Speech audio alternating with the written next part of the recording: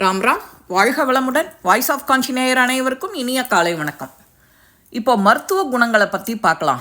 குடல் புண் குணமாகணும்னா பருத்தி பால் சாப்பிட்டா குடல் புண், பெண்களுக்கு இந்த வெள்ளைப்படுறது குணமாகும்.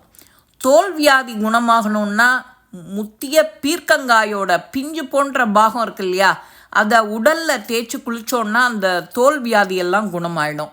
முகம் பளபளப்பாக இருக்கணும்னா கசகசாவை அரைச்சி எருமை தயிரில் தினசரி இரவு தடவிண்டு வந்தால் முகம் பளபளப்பாக இருக்கும்.